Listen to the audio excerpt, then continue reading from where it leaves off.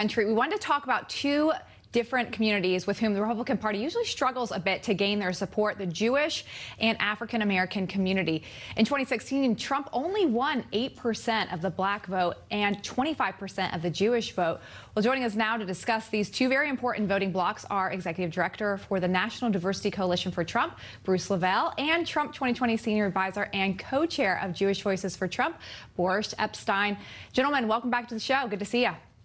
Thanks for getting my name right. Yeah, I practiced all day, Boris, to get that right. So you should be pretty happy. We got your name right. You just, if we got your name right, you could have just at least taken a little bit of time to do a good shot there, Boris. But anyway. Oh my God. This is all live. right, this boys, settle down. This is what it is. Look at Bruce. Bruce, exceptional shot. Room Raider gives you an A+. All right. Well, I want to get to these two communities. You both have been working with these groups, Boris with the Jewish community and Bruce with the African American community. And as I mentioned, they haven't got very much before. Bruce, I want to start with you. Are you going to get more? Are we going to see this number ticked up over 8%? What do you predict? Well, I'm looking for double digits, and thanks for having me. Simple, the fact the president says, what do you got to lose? And he delivered. We were running on a campaign in 15 with, like a traditional candidate trying to say what you're going to have. President's delivered. Lowest black unemployment in my lifetime was recorded in 72. But listen, one of the greatest things that I've seen in my lifetime, in addition to low unemployment, was when we introduced the Platinum Plan right here in Atlanta, my hometown, home state here, when that right there in itself is going to propose up to $500 billion worth of resources that's done unlike any other has ever been done before. So that in itself is exciting in itself. And the First Step Act, addressing that heinous crime bill. Listen, the crime bill with Biden is a really game changer, guys. This is real talk at black dinner tables today, especially when they talked about the 86 situation where it was powder versus crack cocaine. That was actually Biden. Charlemagne the God and top news shows that are on urban radio have been having this discussion about Biden and this heinous crime bill that started on the mass incarceration from 86, which went into 94. Yeah, and that's on top of what President Trump is doing for prison reform. Only has to add to that, Bruce. But Boris, are you going to be able to beat these numbers? Bruce says he's going to get double digits with the black vote. You guys got 25% last time. Where are you seeing it land this time? President Trump received 25%, as you mentioned last time. Polling right now suggests that he's at 30% with the Jewish community, and Biden's at 67%. If that holds through today, that'll be the lowest for a Democrat with Jewish American voters since 1988, Michael Dukakis. I am very confident that because President Trump has been such a great champion, the greatest champion for the state of Israel and the Jewish people in the history of really American presidents, that he is going to beat that number and committed about 30% with the Jewish vote. I've been in Florida, I've been in Pennsylvania, I was in Brooklyn with 3,000 Jews. And let me tell you, the Jewish community is excited and it's enthusiastic about President Trump. And it knows it cannot trust Joe Biden, who condones anti-Semites and sent billions of dollars to Iran. Yeah, I imagine that's got to be, not to mention a huge help in the Florida race as well, Boris. But Bruce, let me talk to you. I couldn't believe this headline that I saw in USA Today. It said, Election 2020, a vote for Trump is a vote for economic progress for African Americans. I mean, this kind of gets to the point that you're talking about. I know you're a small business owner. This is a big deal for this community, and I think that the president has really delivered. How much is the small business focus going to matter when it comes to the vote tonight? Oh, absolutely.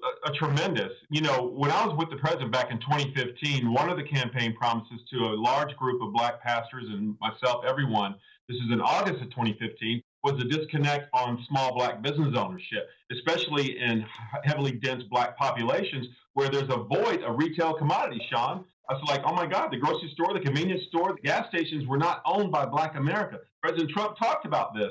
30.6 million small businesses in this great nation. Small fraction of retail commodity ownership, Platinum Plan, all the opportunity zones, private partnership initiatives as it relates to building black wealth. President said, hey, now's the time to bring back and build your generational wealth in black America. That is a game changer, Sean. Great question. Not to mention the fastest single family homeowner in black America right before we had the pandemic shutdown. Median household incomes went up. So these are game changer numbers out here. I always say, don't get caught up in the emotions. Pay attention to the numbers.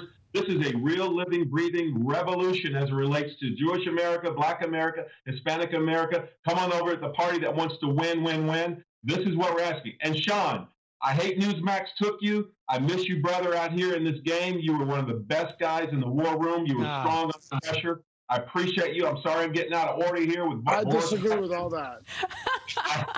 I know if I were stuck Sean. with Boris, hey, look, Bruce, if I were stuck with Boris too, I would get it. But I will text back and forth with you during the night to make you feel better. Oh, isn't that wonderful? Everyone's happy now. Everyone's happy.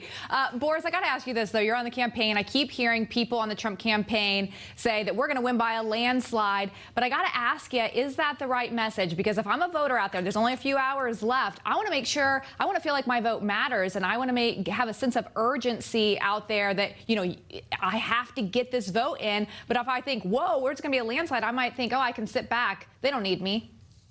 But what we're seeing out there is huge amount of enthusiasm, and people are lining up for hours and long, long lines. We want to urge everybody to stay in those lines. And yes, we are very confident that we'll get back to that 306 number we had in 2016, as Sean very well remembers. He was a huge part of that win, and we'll go way beyond it. We'll go into Nevada, Minnesota, Colorado, New Hampshire, Maine second. There's a lot of confidence, but absolutely we need everybody to get out there and vote, stand in line, stay in line. Vote, vote, vote, and reelect President Trump for 4 more years. Yeah. All right, guys, I want to ask you a quick question. Boris, this is just fun. It's election night. If you had to give me a guess, Sarah Huckabee Sanders just walked by me. We're having a good time. Well, there's a reason she walked by you, Boris. Let me do this. That's my life. Give me a number just for fun. What electoral number do you think the president ends up with tonight, Boris? I'm going to go 306 plus 10 in Minnesota plus 3 in New Hampshire. That's 319. I'm going to add 6 from Nevada, 325. Wow. Bruce LeVell, give me a number.